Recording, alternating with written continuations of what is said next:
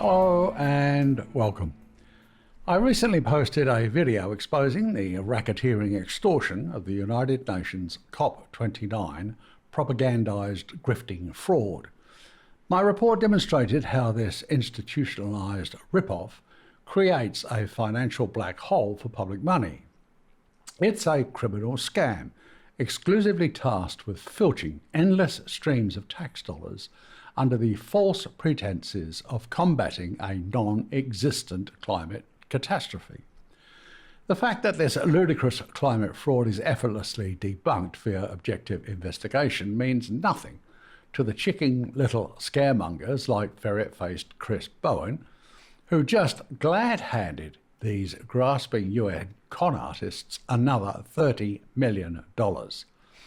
Adding insult to injury, Bowen and his climate fraudsters now seek to waste even more resources through bidding to host the money-grubbing 2026 COP30 shakedown here in Australia. This will grift untold more millions whether the unwanted bid is successful or not. Unsurprisingly, the Australian public is kept in the dark and never consulted or advised of this unconscionable squandering of money that's desperately needed here at home. But Australia's treasonous UN shill politicians do this all the time, whereby countless billions of taxpayers' dollars continually vanish into bottomless pits of graft and corruption. Australia's failed financial regulation agency, ASIC, is now considered irredeemably unfit for purpose, conveniently ensuring there's no oversight or control regarding the misallocation and corrupt distribution of these staggeringly massive sums. To this end, the Australian community are misled regarding where their tax dollars are egregiously misappropriated. This satanic trickery applies to all aspects of existence, with intensifying efforts to stifle free speech and coerce DEI wokeism, transgender ideology and rainbow mafia insanity into daily life to pervert our customary values and norms into something unrecognisable.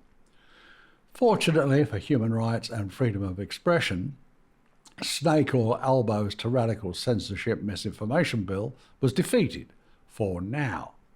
Undeterred, his crime gang cabal, masquerading as government, now intensifies efforts to impose digital IDs via the Trojan horse of protecting children from harmful online content. Well, coming from a source that promotes school-hosted drag queen storytime, including pornography, and grotesquely perverse transgender ideology as age-appropriate material for infants, the insufferable effrontery of this sordid deception is deeply offensive. But here again, Snake or Albo and his treasonous ilk are openly disdainful of public opinion through their contempt for everything we say, think and do.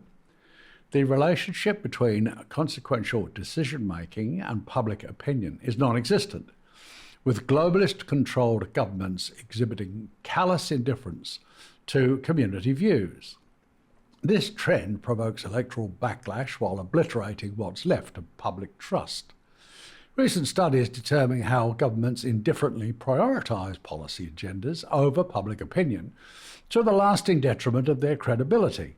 For instance, research on governmental decisions reveals that key policymakers routinely ignore public sentiment, dismissing signals that indicate growing backlash against unpopular policies. This miscalculation is often attributed to motivated reasoning, where decision-makers recklessly favour information that aligns with their existing beliefs at the expense of dissenting public views. The growing disconnect between government actions and public expectations has shredded the last remnants of trust. In Australia, trust in government has plummeted to its lowest levels since 1993, with only 5% of Australians expressing confidence in civic administrations.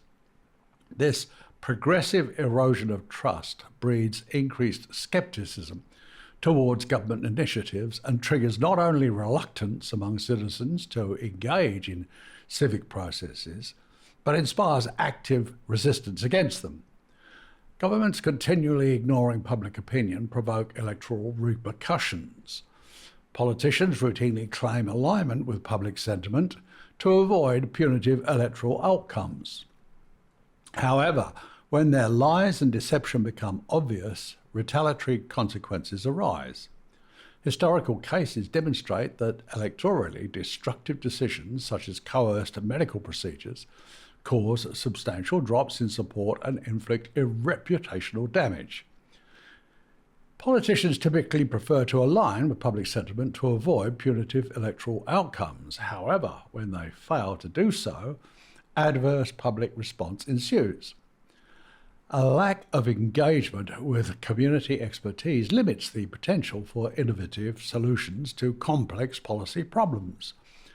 Governmental bodies like the Australian Public Service miss opportunities to harness valuable community insights that could enhance policy effectiveness and public satisfaction. This oversight not only stifles creativity, but also perpetuates a downward cycle of ineffective governance. Using public opinion data should be mandatory in shaping effective policy responses. The raw contempt exhibited by governments towards public opinion is an ever-growing issue, not just electorally, but also in terms of societal cohesion and trust in democratic institutions. They can't afford to acknowledge prevailing community views because doing so would remove proliferate funding of COP con jobs and expose the excess of grifting malfeasance. As Xi Jinping's homoerotically termed handsome boy Albo incoherently attempts to intensify tyrannical legislation, a renewed emphasis to acknowledge community demands gains momentum. By making meaningful use of public input, elective representatives could regain some legitimacy to their blighted existence. But globalism's controlled demolition of society precludes all hope of community views ever being recognised or respected. Since the inception of this channel, I have strived to illustrate how government contempt for public opinion would sow the seeds of its own destruction, and it appears that pivotal moment is at last upon us. It's no longer possible to hide, obfuscate or disguise the incandescent hypocrisy of Albo's feigned concern for the safety of under 60-year-olds, while Australia's political uniparty continues protecting known pedophiles. Long-standing revelations regarding a suppressed police document in Australia ignite ongoing controversy because it exposes the names of 29 known pedophiles within the upper echelons of society. This document is kept from public scrutiny and raises serious questions about accountability and the failed protection of children in Australia. The document in question contains detailed allegations against individuals in influential positions, including public officials, business leaders, and members of various institutions. The abundant evidence of this undeniable proof of harm highlights the hateful fact of pedophile networks operating with impunity in Australia, despite decades of purported investigations. Historically, inquiries into child sexual abuse in Australia unfailingly reveal a disturbing pattern of organised activity. Various influential groups facilitate and protect pedophilic sex crimes against minors. Previous investigations by the Australian Bureau of Criminal Intelligence exposed that organised criminal pedophile activity was prevalent throughout the country, but rigorously shielded by powerful connections within society. The unconscionable suppression of this police document is met with outrage from child protection advocates and legal experts alike. Legal frameworks in Australia allow for non-publication orders under certain circumstances. However, these should never be used to conceal information essential for public awareness and safety. The implications of this suppressed document are profound. It not only challenges the integrity of those named, but also the effectiveness of law enforcement agencies in tackling child exploitation. Recent operations, such as Operation Malto, successfully removed children from harm and prosecuted offenders.